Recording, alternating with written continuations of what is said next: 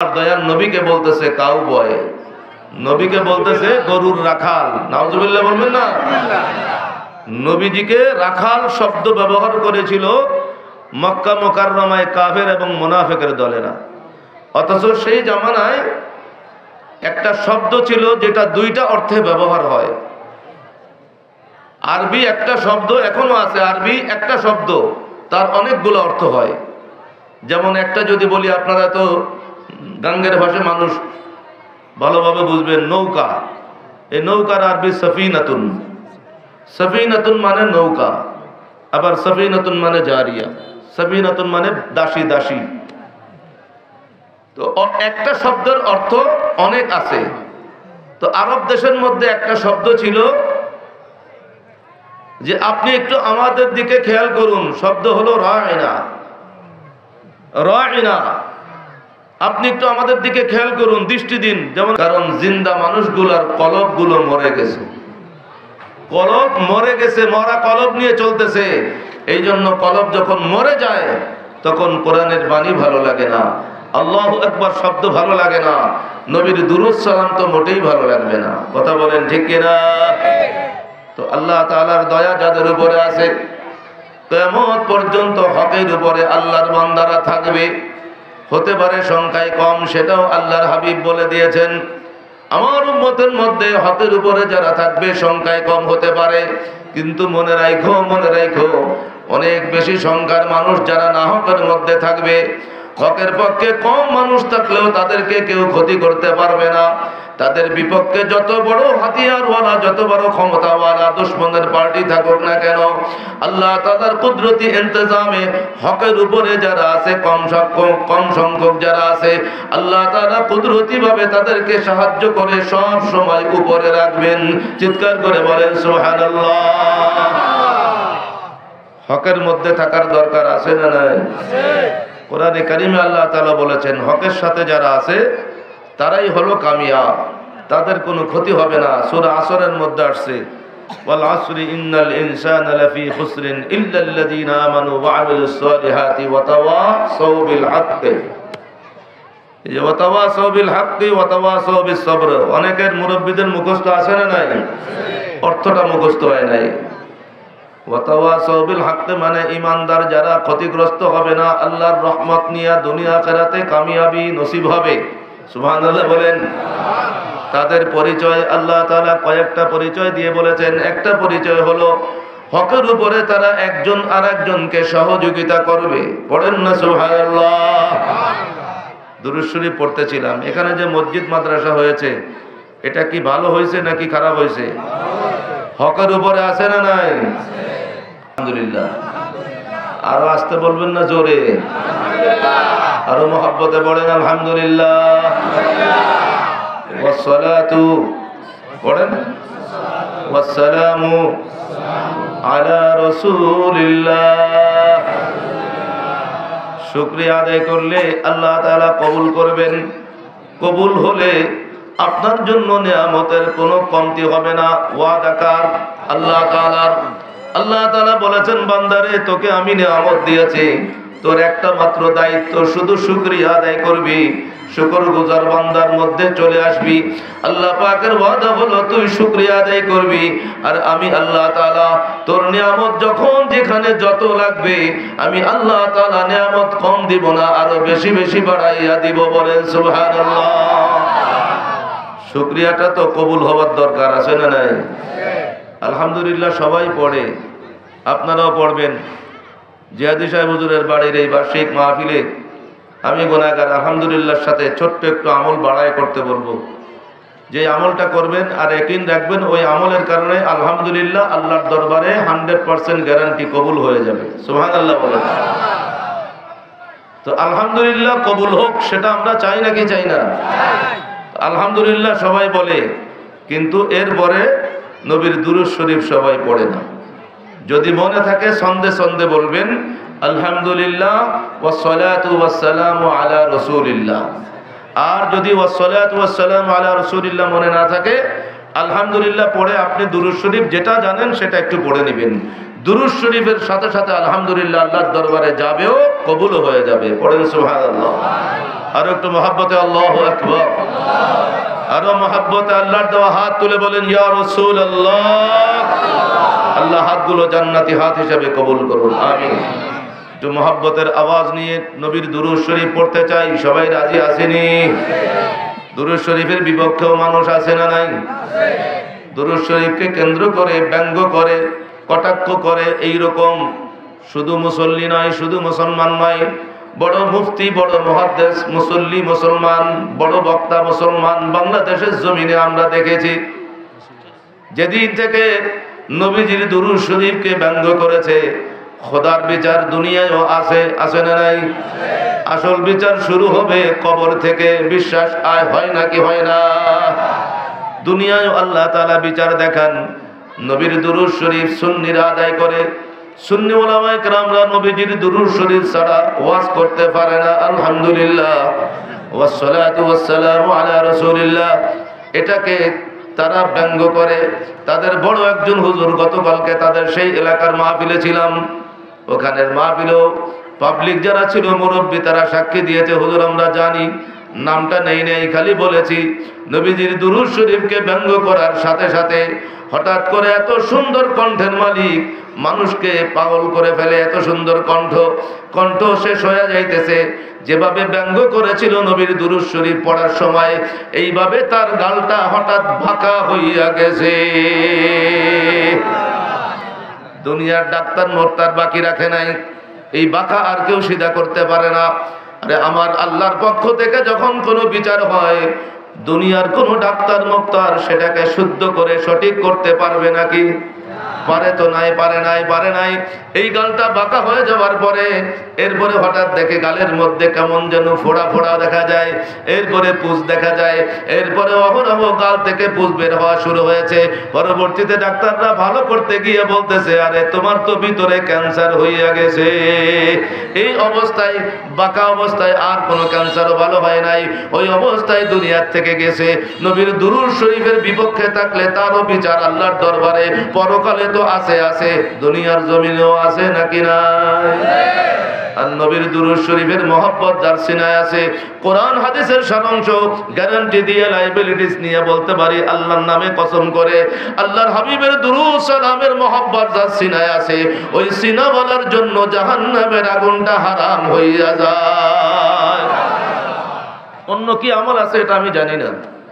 নবীর দুরূদ শরীফের ব্যাপারে আল্লাহ পাকের হুকুমে নবী যা বলেছেন সেটার রেজাল্ট হলো কবুল। দুরূদ শরীফের মালিক যদি আপনি হতে পারেন, দুনিয়ায় থাকতে দুরূদ শরীফ পড়েছেন, আল্লাহর দরবারে রাসূলের দরবারে কবুল হয়েছে, শুধু এই উসিলায় আপনি জান্নাতি হয়ে যাবেন। সুবহানাল্লাহ বলেন। তার মানে কি আপনাদেরকে নামাজ পড়তে মানা করে দিলাম নাকি? অনেকে আবার ব্যাস লাগাইতে পারে, দেখছুনি দুরূদ শরীফ পড়তে গিয়া নামাজের কথা কইল না, রোজার কথা কইল না, হজের কথা কইল না, যাকাতের কথা কইল না, নারীর পর্দার কথা কইল না। যারা দুরূদ শরীফের বিপক্ষে, তাদের এই ধরনের বিভ্রান্তকর যুক্তি তারা মানুষকে দেখায়। কথা বলে ঠিক কিনা? তাদের মুরব্বীরা রাসূলের শানে কত বেয়াদবি করবে, আর আপনারাও কত দেখবেন আর শুনবেন। আমার আজকে সভাপতি সাহেব আসছে, আমরা দৃষ্টি চাইলাম, আরবিতে বলা হলো, ওনাকে বললাম যে আপনি একটু আমাদের দিকে খেয়াল দেন, রায়না। আবার এই একই শব্দ রায়না ব্যবহার হয় যারা গরু ছাগল পালে, তাদেরকে বলা হয় আমাদের রাখাল। একই শব্দের মধ্যে দুইটা অর্থ আছে। কাফের মুনাফিকরা রাসূলের শানে ওই শব্দটা ব্যবহার করে একটা সুযোগ নিতে চেয়েছে, চান্স নিতে চেয়েছে, যে মুসলমান সাহাবীরা মনে করবে আমাদের রাসূলকে তাদের দিকে দৃষ্টি দেওয়ার জন্য বলেছে। মনে মনে তারা চান্স নেবে, আমরা তো মুসলমানের নবীরে রাখাল কইয়া ছাড়ছি। নাউজুবিল্লাহ, নাউজুবিল্লাহ। এটা আমার আল্লাহ পাক রব্বুল আলামিন দেখলেন। রব্বুল আলামিন সাথে সাথে কিয়ামত পর্যন্ত ফরমান জারি করলেন। আল্লাহু আজ্জা ওয়া জাল্লা বলে দিলেন, হে আমার নবীর গোলামেরা, হে আমার বান্দারা, মনে রাখো যেই শব্দটার মধ্যে খারাপ কোনো অর্থ থাকে, যেই একই শব্দে ভালো অর্থ আবার অন্যদিকে খারাপ অপমানজনক অর্থ থাকে, আমি আল্লাহ তাআলা জানাই দিলাম, এমন কোন শব্দ দিয়ে আমার নবীকে তোরা ডাকতে পারবি না, এমন কোন শব্দ আমার নবীর জন্য ব্যবহার করা আমি আল্লাহ তাআলা জনমের তরে হারাম ঘোষণা করলাম। বলেন সুবহানাল্লাহ।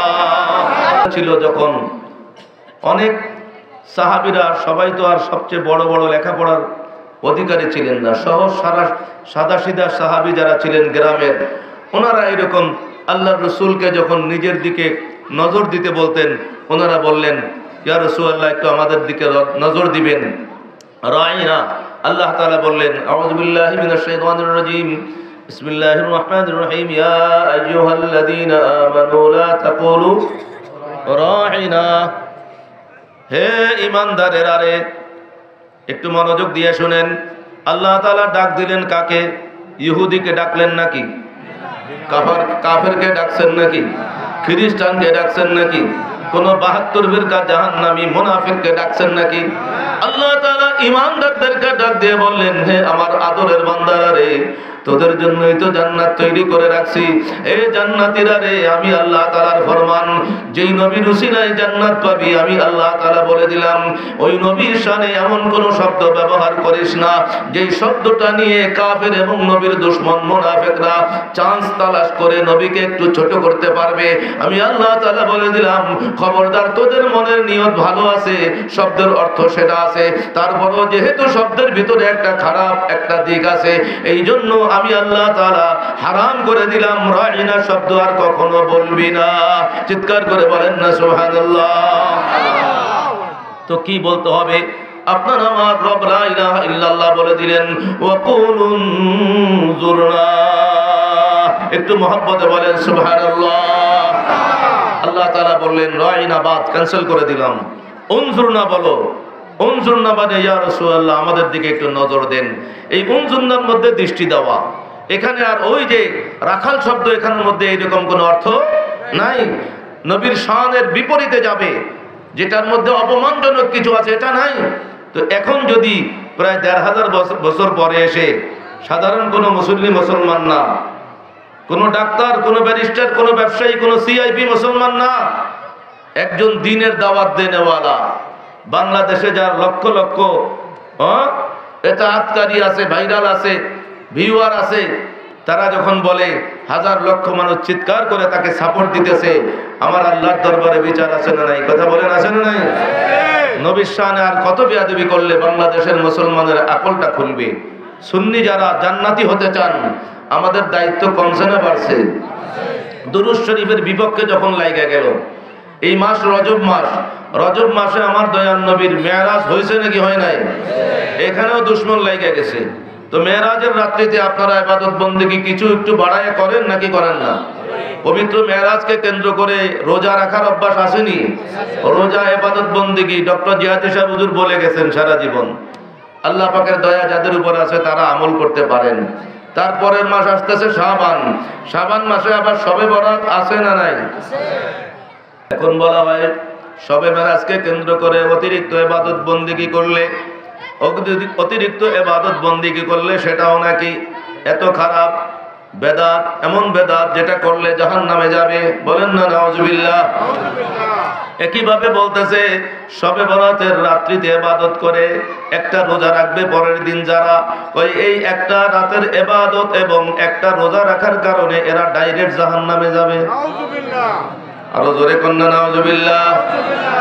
যখন শবে বরাতের দুশমন লাইগা গেল, শবে মেরাজের রাত্রিতে ইবাদতে বাধা দেওয়ার দুশমন বাইরে গেল, সুন্নিদের দায়িত্ব কমছে নাকি বাড়ছে? ওদের উপরে আমরা লাঠি মারতে জানি না, আমাদের হাতে বোমা শোভা পায় না। তরিকাপন্থী যারা আল্লাহ পাকের দয়ায় তাদের হাতে তসবিহ শোভা পায়। কথা বলেন ঠিক কিনা? সুন্নিদের দ্বারা বাংলাদেশের জমিনে কেউ বলতে পারবে না এখনো এই ধরনের কোন জঙ্গিবাদী কর্মকাণ্ড একটা জায়গায় হয়েছে, কেউ বলতে পারবে না।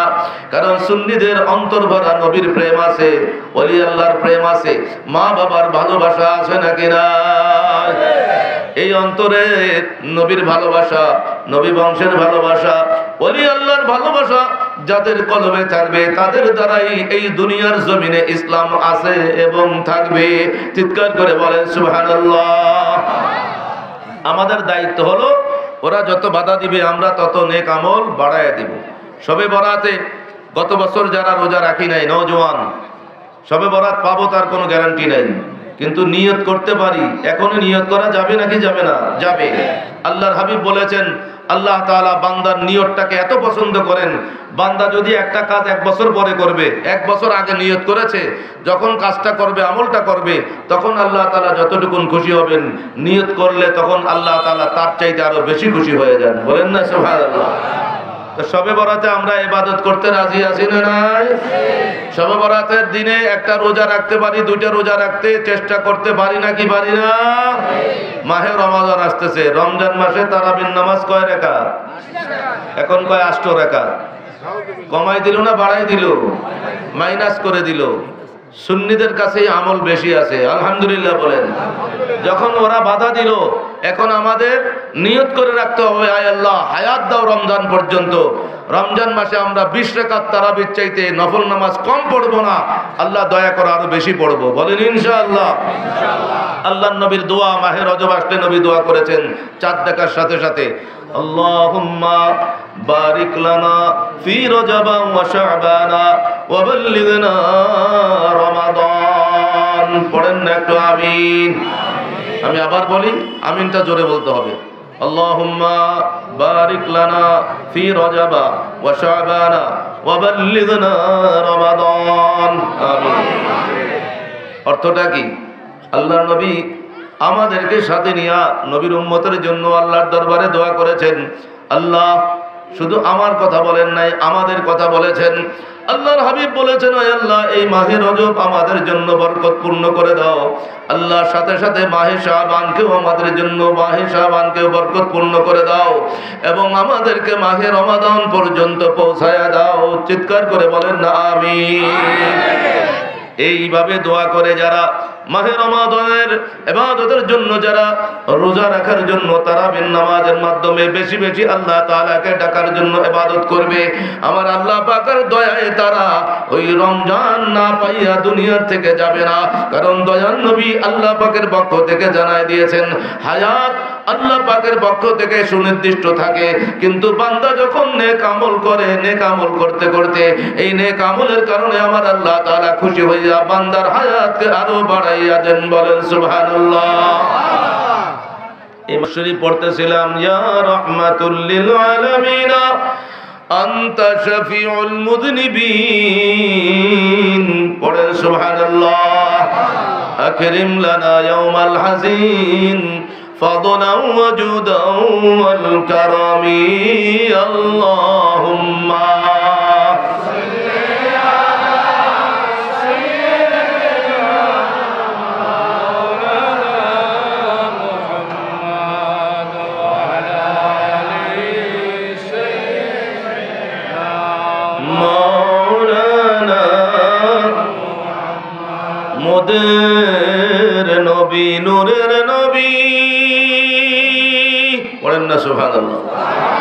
যার নেই যে কোনো তুলনা। আর একবার পড়েন সুবহানাল্লাহ। আমাদের নবীজির কোনো তুলনা আসেনি। নবী কি আমাদের মতোই একজন ছিলেন? তিনি তো আল্লাহর বান্দা ছিলেন, মানুষ ছিলেন, কোনো সন্দেহ নাই। কেউ যদি আবার নবীকে মানুষ ছাড়া অন্য কিছু বলে, তাহলে আহলুস সুন্নাত ওয়াল জামাতের আকীদার বাহিরে চলে গেল। আল্লাহর হাবিব মানুষ ছিলেন, কোনো সন্দেহ নাই, কিন্তু নবী এমন একজন মানুষ খোদার সৃষ্টিতে যার সাথে কার কোনো তুলনা নাই। সুবহানাল্লাহ বলেন না। নবীজি নিজেই নবীর তুলনা। আপনারা জানেন কিন্তু ভুলে যান। আচ্ছা, মেরাজ এই মাসে হয়েছে। সাইয়েদুনা আদম নবী সফিউল্লাহ আলাইহিস সালাম থেকে শুরু করে সাইয়েদুনা ঈসা নবী রূহুল্লাহ আলাইহিস সালাম পর্যন্ত অন্য কোন নবী রাসূলের মেরাজ হয়েছে? আমাদের নবীর মতো আমরা কিভাবে হব মৌলবী? আমার নবীর মতো আল্লাহর সৃষ্টির অন্য কোন নবীও নাই। সুবহানাল্লাহ বলেন না। আমাদের নবীর পরিচয় হলো নবী ইমামুল আম্বিয়া ওয়াল মুরসালিন। সকল নবীগণের ইমাম হচ্ছেন আমাদের নবী রাহমাতুল লিল আলামিন, আর অন্য সকল ইমাম আমাদের নবীর মুক্তাদি, মুসল্লি। পড়েন না সুবহানাল্লাহ। আল্লাহু আকবার। এই মেরাজ যে সাবজেক্টটা আছে, মেরাজকে সামনে নিয়ে আসলে স্পষ্ট হয়ে যায় আমার নবীর মতো আল্লাহর সৃষ্টিতে অন্য কোন নবীও নাই। পড়েন না সুবহানাল্লাহ। এই জন্য আমাদের নবীর কোনো তুলনা আসেনি। নবী কি আমাদের মতো নাকি? নবী নূরের নবী। আল্লাহ পাকের ঘোষণা সূরা মায়েদার মধ্যে আল্লাহ তাআলা স্পষ্টভাবে বলেছেন। আমি এই এলাকায় এসে যারা নবীকে মাটি বলে চিল্লায় তাদের সবচাইতে বড় মুরব্বী বাংলাদেশে হাতে গোনা যে 2-4 জন, তাদের মুরব্বীর লেখা বুখারী শরীফের বাংলা অনুবাদ দিয়ে দেখাইছিলাম, আমার মনে আছে। ওইখানে স্পষ্ট লেখা আছে আল্লাহ তাআলা নবীকে নূর বলে কোরআনে কারিমে আয়াত নাযিল করেছেন। বলেন না সুবহানাল্লাহ। আপনার আমার দয়ার নবী কেমন নূরের নবী ছিলেন যদি মনে থাকে ইনশাআল্লাহুল আজিজ আপনাদের সামনে মেরাজের একটু ঘটনা বলে সেটা স্পষ্ট হবে। বিবেক যদি সহি থাকে, ঈমান আল্লাহ পাকের দয়ায় ঠিক থাকে, অবশ্যই আজকে আপনি নিজেই ফতোয়া শিখে যাবেন, বলতেও পারবেন। ইবলিস শয়তানের ওয়াসওয়াসা, 72 ফিরকা জাহান্নামী ইনসানের ওয়াসওয়াসা আপনার ঈমানটা কেড়ে নিতে পারবে না ইনশাআল্লাহ। জানার দরকার আছে না নাই? আগে একটু দুরূদ শরীফ পড়ে, ইয়া রাহমাতুল লিল আলামিন আনতা শাফিউল মুযনিবিন আকরিম লানা ইয়াওমাল হাযিন فضلا وجودا والكرم اللهم صل على Incoming voice call from Ma Rabi on Sim Rabi.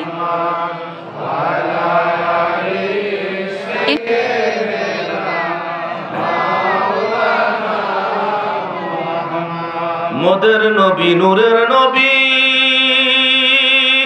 যার নেই যে কোনো তুলনা,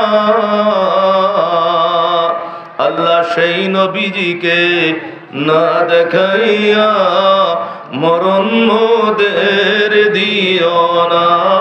আল্লাহুম্মা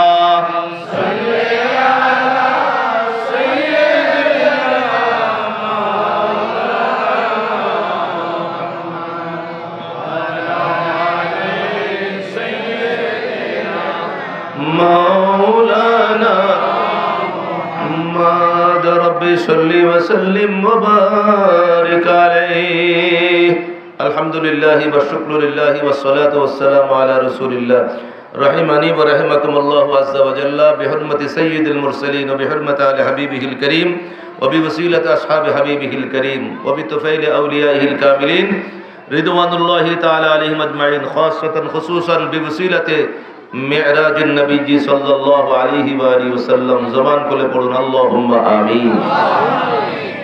প্রিয় হাজিরিন, আমরা সবাই মুসলমান। সব মুসলমান কি এক সমান? না, মুসলমানের মধ্যেও পার্থক্য আছে।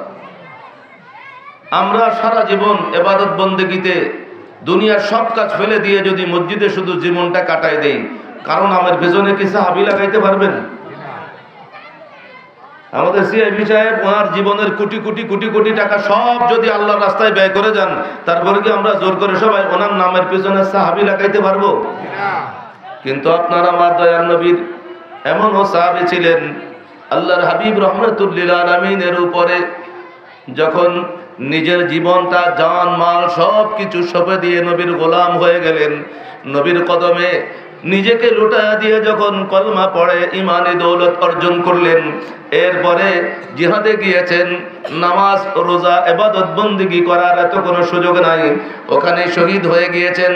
এরপরও তিনি সাহাবী হিসাবে শহীদের মর্যাদা পেয়ে জান্নাতুল ফিরদাউসের মালিক হয়ে গিয়েছেন। বলেন সুবহানাল্লাহ।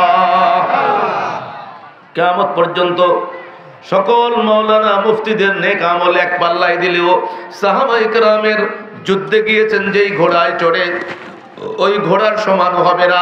ওই ঘোড়ার পায়ের তলে যেই বালুকণা আছে, একটা বালুকণার সমান কেউ হবে না। বলেন সুবহানাল্লাহ। সাহাবায়ে কেরামের মর্যাদা রসুলের উম্মতের মধ্যে সবার উপরে, ওই সাহাবীদের মর্যাদার মধ্যে সবার মর্যাদা আবার এক সমান ছিল না।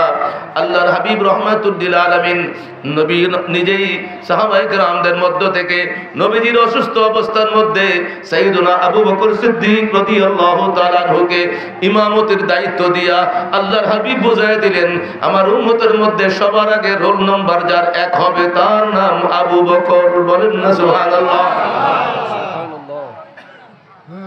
উম্মতের মধ্যে সিদ্দিক আকবর রাদিয়াল্লাহু তাআলা আনহু জান্নাতে কদম না রাখলে কোন মোল্লা মৌলবী, কোন ফিরসাব ডক্টর জান্নাতে যাইতে পারবি না।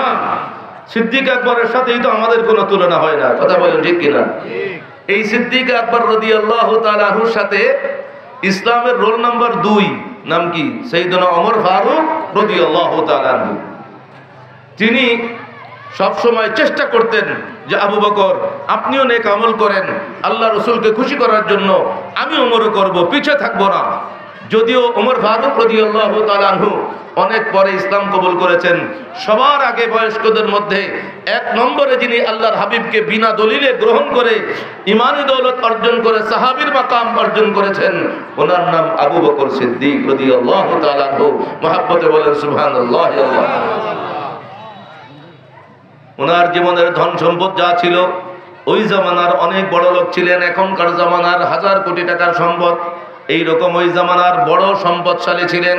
ওনার সমস্ত সম্পদ আল্লাহর নবীর কদমে লুটাই দিয়েছিলেন এবং পৃথিবীর মানুষদেরকে চোখে আঙ্গুল দিয়ে বলে গিয়েছিলেন, আমি আল্লাহর দরবারে শুকরিয়া আদায় করি, আমি 3টা আমল করে আমি সবচেয়ে বেশি খুশি হয়েছি, সবচেয়ে পছন্দের আমার 3টা আমল আছে, আমি আল্লাহর দরবারে সেটা পেশ করব। বলেন না সুবহানাল্লাহ।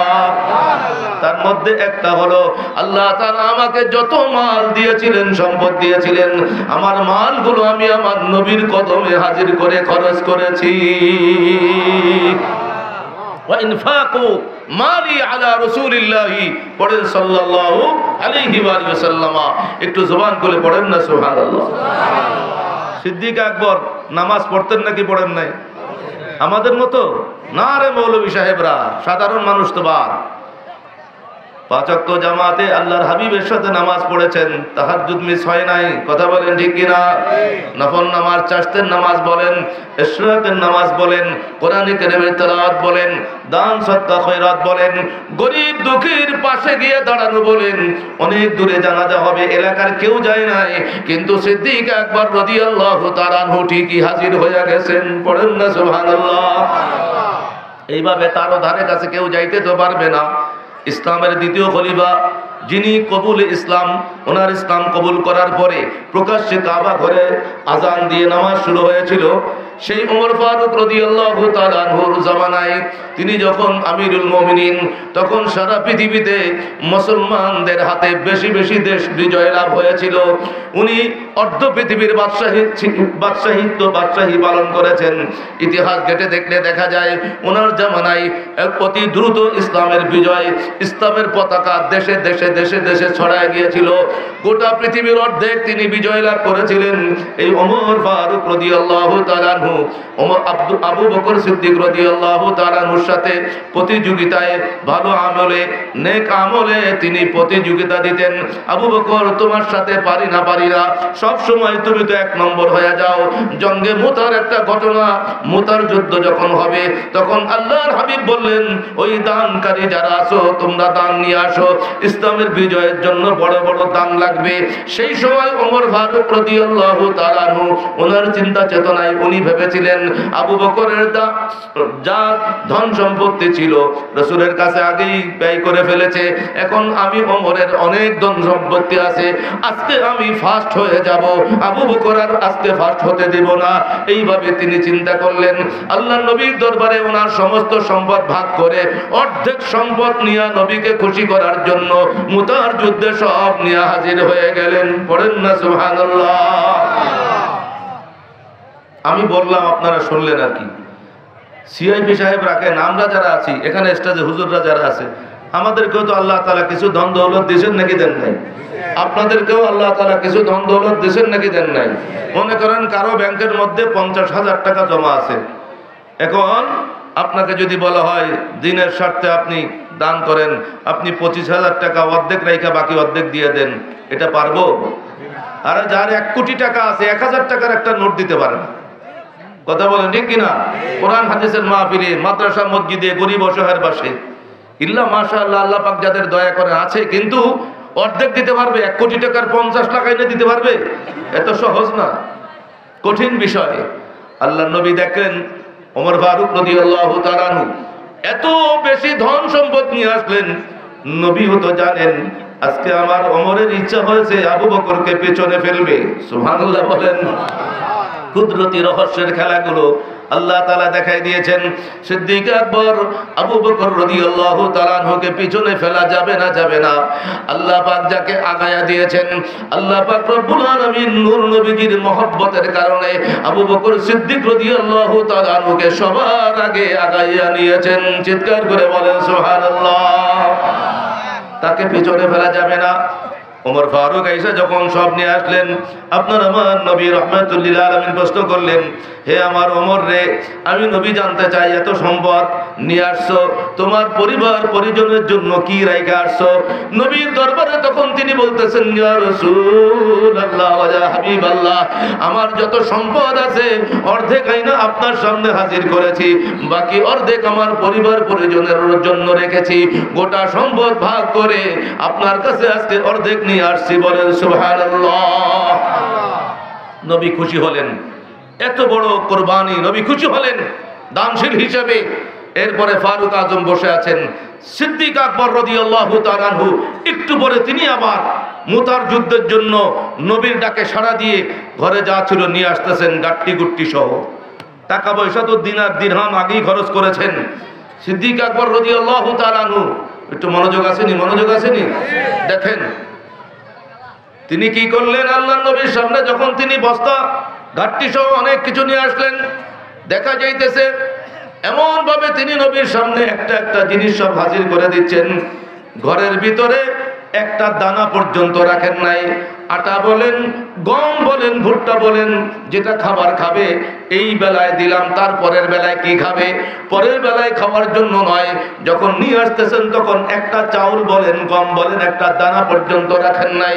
খানা পিনা আসলে যেই পাত্রের মধ্যে খানা পিনা পাকাইতে হয়, খানা পিনার আয়োজন করা লাগে, একটা পাত্রীয় ঘরের মধ্যে পাত্র রাখেন নাই। এমনকি ঘরের ভিতরে পানি রাখা হয়, সেই পাত্রটা রাখেন নাই। পানি পান করার জন্য যদি গ্লাস বলেন, এইরকম একটা গ্লাস পর্যন্ত ঘরে রাখেন নাই। ঘরে যা কিছু ছিল, কম্বল সহ যত রকম অতিরিক্ত কাপড় চোপড় ছিল, সব কিছু এনে নবীর দরবারে হাজির হয়ে গেছেন। বলেন সুবহানাল্লাহ। আল্লাহর নবী ওমর ফারুক রাদিয়াল্লাহু তাআলা আনহুর সামনে এবার আবু বকর সিদ্দিক রাদিয়াল্লাহু তাআলা আনহুকে প্রশ্ন করলেন, একই প্রশ্ন। ফারুক আজমকে, ওমর ফারুককে যে প্রশ্ন করেছিলেন, মা আবকাইতা লি আহলিক ইয়া ওমর, একই প্রশ্ন, হে আবু বকর, তোমার পরিবার পরিজনের জন্য কি বাকি রেখে আসছো? আবু বকর সিদ্দিক রাদিয়াল্লাহু তাআলা আনহু জবাবটা কি দিয়েছেন একটু মনোযোগ দিয়ে শুনেন। সম্পত্তি তো আমাদের সবার কাছে আছে, আমরা কি কিছু কবরে নিয়ে যাইতে পারবো নাকি? না। ওই যে সিআইপি সাহেব এখানে 50,000 টাকা দিয়েছেন, এই দানগুলো কবরে যাবে। ইয়াকিন রেখে সিআইপি সাহেব দান করেন যে আমার কিছু যদি না যায়, আমার দয়ার নবীর নবুয়তি জবান সত্য, এটা অবশ্যই আমি পাবোই পাবো। বলেন না সুবহানাল্লাহ। আবু বকর সিদ্দিক রাদিয়াল্লাহু তাআলা আনহুকে নবী যখন জিজ্ঞাসা করলেন, তোমার পরিবার পরিজনের জন্য কি রাইখা আসছো? এবার ওমর ফারুক রাদিয়াল্লাহু তাআলা আনহু তাকায় আছেন। আবু বকর সিদ্দিক রাদিয়াল্লাহু তাআলা আনহু বললেন, ইয়া রাসূলুল্লাহ ওয়া ইয়া হাবিবাল্লাহ, আমার পরিবার পরিজনের জন্য আমি ঘরের মধ্যে আবকাইতুল্লাহ ওয়া রাসূলুহু, আল্লাহ এবং আল্লাহর রাসূল আপনাকে আমার পরিবার পরিজনের জন্য ঘরে রাইখা আসছি। সুবহানাল্লাহিল আযীম ওয়া বিহামদিহি আল্লাহু আকবার। চিন্তাও তো করতে পারবো না, আল্লাহ আল্লাহর রাসূল রেখে আসছে, কিচ্ছু নাই, রাসূল আপনাকে রেখে আসছি। এখনকার সময় হলে শিরকের ফতোয়া চলে আসতো।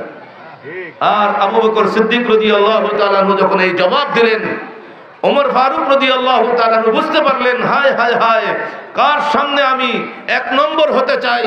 এরপর থেকে তিনি আল্লাহর নবীর দরবারে ওখান থেকেই বললেন, আমি জীবনে আর কোনোদিন আবু বকরকে পিছনে ফেলে সামনে যাইতে চাইবো না, এক নম্বর হতে পারবো না। আবু বকর এক নম্বরের মাকাম অর্জন করেছে, ওখানে কেউ যেতে পারবে না। বলেন না সুবহানাল্লাহ। আল্লাহু আকবার। প্রিয় হাজিরিন, এই আবু বকর সিদ্দিক রাদিয়াল্লাহু তাআলা আনহু মেরাজের ঘটনা যখন সংঘটিত হয়েছে, মক্কা মুকাররমার মধ্যে যখন হইচই পড়ে গিয়েছে, কাফেররা যখন আপনার আমার নবীকে অপমান করার জন্য উঠে পড়ে লেগেছে, এমন অবস্থা হয়েছিল, উলামায়ে কেরামের জবানে আপনারা শুনেছেন, হয়তো কিছু জানেন, যে কাফেররা মেরাজের ঘটনা অস্বীকার করে নবীকে কষ্ট দিয়েছে। এইটুকুন শুধু জানেন? আরে না, শুধু এইটুকুন না, মেরাজের ঘটনা হওয়ার আগে যারা ইসলাম কবুল করে নবীর সাহাবী হয়েছিলেন, ওই মেরাজের ঘটনার পরে অনেক নতুন মুসলমান পর্যন্ত আবার কাফের হয়ে গেছিল। চিৎকার করে বলেন না নাউজুবিল্লাহ। কেউ যদি মুসলমান হয় তাকে কাফের বলা যায় না। ওলামায়ে কেরামের জবানে শুনেন, আবার সুন্নি আলেমরা কারো কারো বিরুদ্ধে কুফরি ফতোয়াও দেয়, আছে না নাই? কথা বলেন। ডক্টর জিহাদি সাহেব হুজুরও বলতেন এটা তো কাফের, ঈমান নাই। তো আরেকজন বলে, দেখছো নি হুজুর কত বড় কথা কইছে, একজন মুসলমানরে কাফের কওয়া যায়নি। আরে মুসলমানকে তো কেউ কাফের বলতে পারবে না। কোন মুসলমান যদি কাফেরদের মতো কোনো আকীদা বিশ্বাস স্থাপন করে, কুফরি কোনো কথা বলে মানে, তখন সে আর মুসলমানের মধ্যে জোর করেও থাকতে পারে না। ওই যে মেরাজের ঘটনায়, মেরাজের আগে আমার নবীর উপরে ঈমান এনেছেন শুধু মুসলমান না, সাহাবী মুসলমান। কথা বলেন ঠিক কিনা?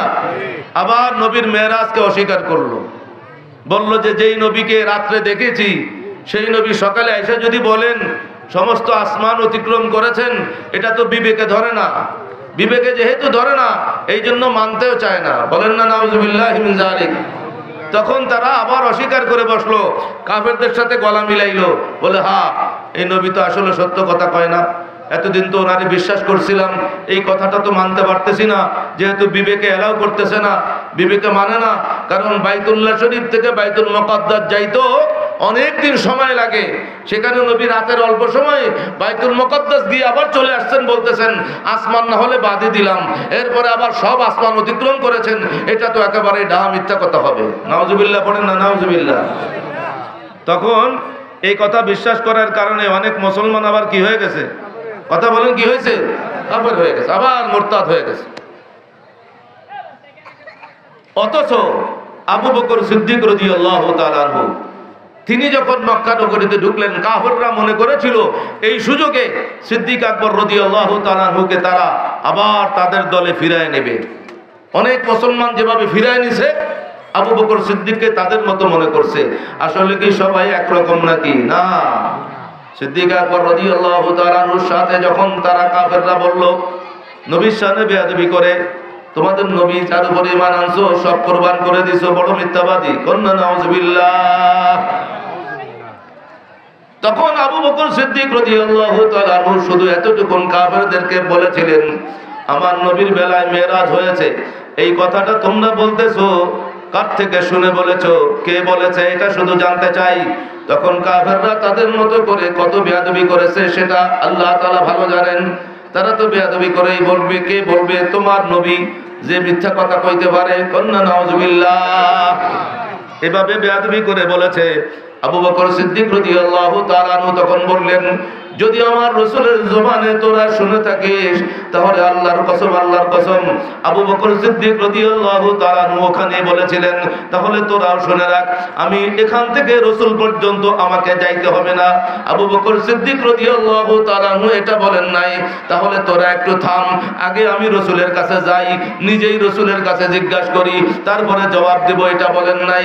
ওখানে কাফেরদেরকে বলেছিলেন, তোমরা জেনে নাও, মনে রাখো, মনে রাখো, আমার রাসূলের জবানে যদি তোমরা শুনে থাকো, আল্লাহর কসম করে বলতেছি, সিদ্দিক আকবর রাদিয়াল্লাহু তাআলা আনহু বলেছেন, নবীর মেরাজ হয়েছে, নবী বাইতুল মুকাদ্দাসে গিয়েছেন, নবী সপ্তম আসমানে গিয়েছেন, নবী আরশ আযমে গিয়েছেন, এটা মহা সত্য কথা। চিৎকার করে বলেন না সুবহানাল্লাহ।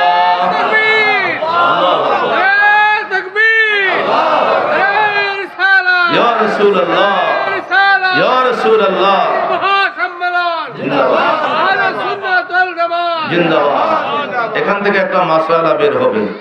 তো আবু বকর সিদ্দিক রাদিয়াল্লাহু তাআলা আনহু দলিল লাগছে নাকি? দলিল ছাড়া নবীর মেরাজকে মানছেন নাকি মানেন নাই? মেনেছেন। নাম হয়ে গেল শুধু আবু বকর না, সিদ্দিক আকবর, সবচাইতে বড় সত্যবাদী। বলেন না সুবহানাল্লাহ।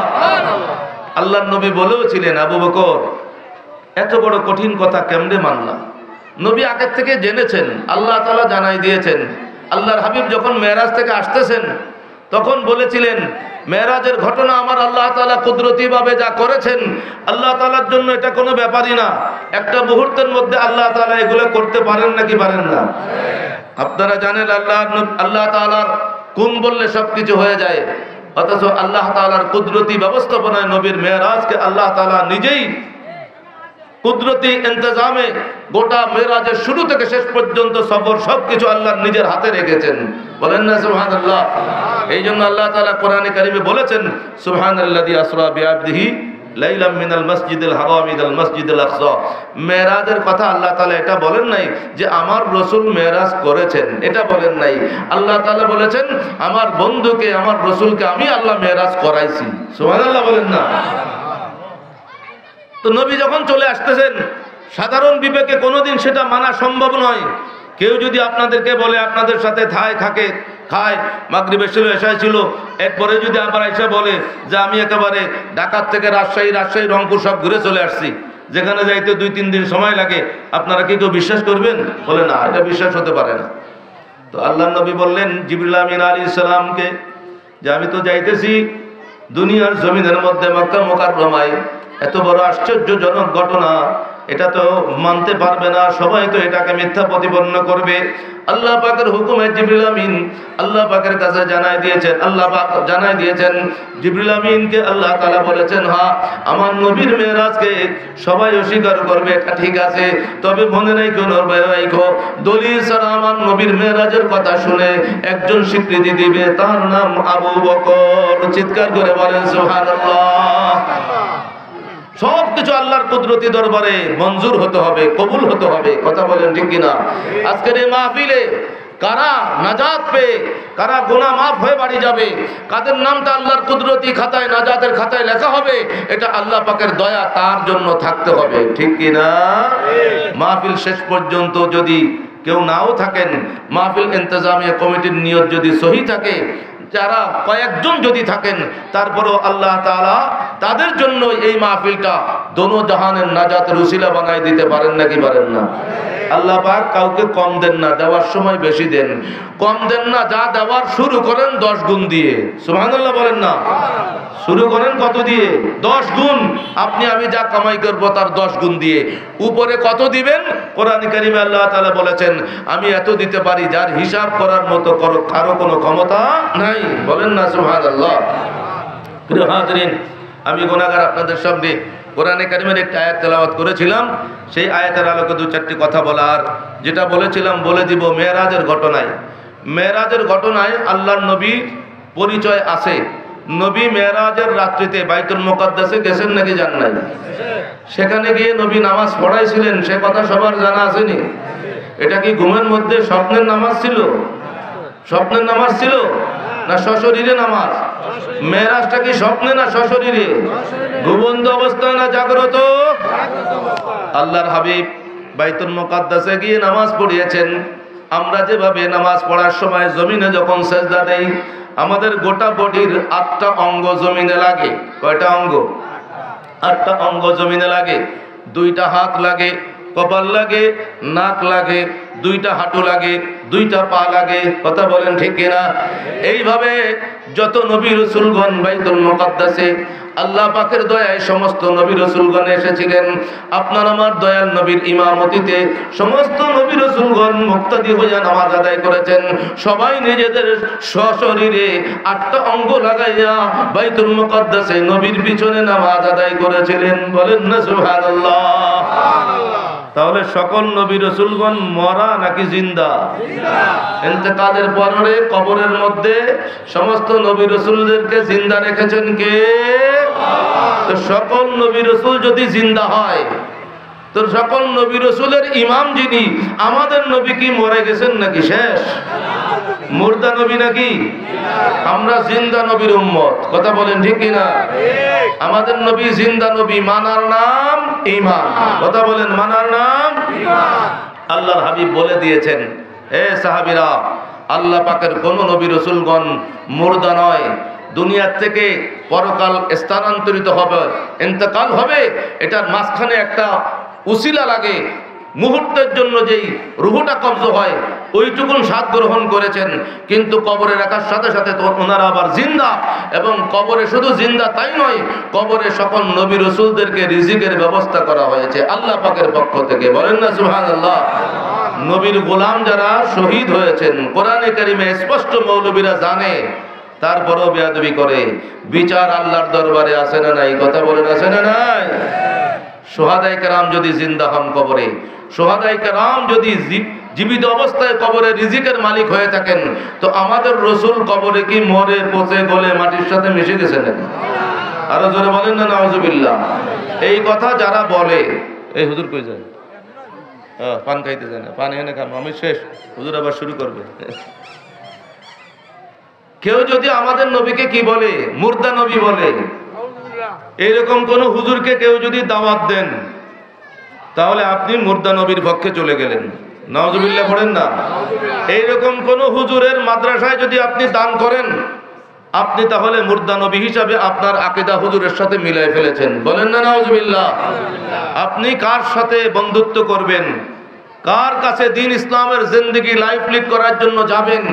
আল্লাহর হাবিব স্পষ্ট বলে দিয়েছেন, ইমানদার জান্নাতি দলের সাথে থাকবে, সাহাবীদের সাথে থাকবে, তাবিঈন তাবে তাবিঈন, ওলিয়া উলিয়া কেরামদের পক্ষে যারা, তাদের সাথে থাকবে। 72 ফেরকা জাহান্নামের সাথে ইমানদারের মহব্বতের বন্ধন হতে পারবে না যারা আমার নবীর শানে এভাবে বেয়াদবি করে। তাদের কিতাবে লিখেছে নবী নাকি মরে পচে গলে মাটির সাথে রওজায় কিছু নাই, ওখানে ঘুরে আসলে নাকি কিছু পাওয়া যাবে না, সব শেষ হয়ে গেছে। আরো জোরে বলেন নাউজুবিল্লাহি মিন যালিক। আল্লাহর দরবারে মাহফিল আসছেন কবুল হওয়ার জন্য, এগুলা শুনলেই ঘৃণার সাথে বলতে হবে নাউজুবিল্লাহি মিন যালিক। আল্লাহ তাআলা এই বদ আকীদাত থেকে আমাদেরকে, আমাদের মা বাবা ভাই বোন আপনজন, আমাদের সন্তানদেরকে হেফাজত রাখুন। বলেন আমিন। আল্লাহর নবী জিন্দা নবী, কোনো সন্দেহ নাই। সমস্ত নবী রাসূলগণ বাইতুল মুকাদ্দাসে এসে হাজির হয়েছেন, হুকুম কার? আল্লাহ। আমরা যে মরবো হাসরের ময়দানে, আমরা উঠবো নাকি উঠবো না? হুকুম কার? মোল্লারে সেটা যখন মানতে পারলি, তো নবী রাসূলদেরকে আল্লাহ তাআলা জিন্দা রেখেছেন, সেটা কেন মানলি না? বিচার আমার আল্লাহর দরবারে হবেই হবে। আল্লাহর নবী রাহমাতুল লিল আলামিন মেরাজে যাইতে যাইতে যাইতে যাইতে সপ্তম আসমান অতিক্রম করে তারপরে সিদরাতুল মুনতাহার পরে আরশে আযিমে যাবেন। সেই সময় জিবরিল আমিন কি বলল? ইয়া রাসূলুল্লাহ, আমি আর যাইতে পারবো না। আল্লাহর নবী বললেন, এমন চূড়ান্ত জায়গায় বন্ধু কেউ একা ছেড়ে দেয়? এত কঠিন সফর, এই চূড়ান্ত সফরে? তখন জিবরিল আমিন বললেন, সংক্ষেপে জানাই দেই। জিবরিল আমিন বললেন, ইয়া রাসূলুল্লাহ ওয়া ইয়া হাবিবাল্লাহ, এখন থেকে আপনি যে জগতে বিচরণ করবেন, ঊর্ধ্ব গগনে যাবেন, এটা আল্লাহ পাকের এমন নূরের জগৎ। সুবহানাল্লাহ বলে সুবহানাল্লাহ। এমন নূরের তাজাল্লি, এমন পাওয়ারফুল নূরের জগৎ, সেখানে আমি জিবরিল আমিন কেন, আল্লাহর সৃষ্টি কোন ফেরেশতা সেখানে যাইতে পারবে না। আমাদের সীমানা সিদরাতুল মুনতাহা পর্যন্ত, এরপরে আরশে আজিম মাকামের দিকে, ওই জালওয়া আল্লাহ পাকের নূরের জালওয়ার জগতে আপনি যাবেন, আমি যেতে পারবো না। আমি যদি যাওয়ার সুযোগ থাকতো অবশ্যই জিবরিল আমিন যাইতেন। এতটুকু নবীকে জানাই দিলেন, ইয়া রাসূলুল্লাহ ওয়া ইয়া হাবিবাল্লাহ, ইন তাজাওয়াজতুহু লা উহরাকতু। জিবরিল আমিন বললেন, আমি যদি এই সীমানা অতিক্রম করে আল্লাহ পাকের জালওয়ার জগতে মাত্র কদমটা রাখতে চাই, যদি একটু প্রবেশ করতে চাই, আল্লাহ তাআলার কুদরতি নূরের পাওয়ারে আমার 600 নূরের পাতা সহ বডি পুড়ে সব ছাই হইয়া যাইবে।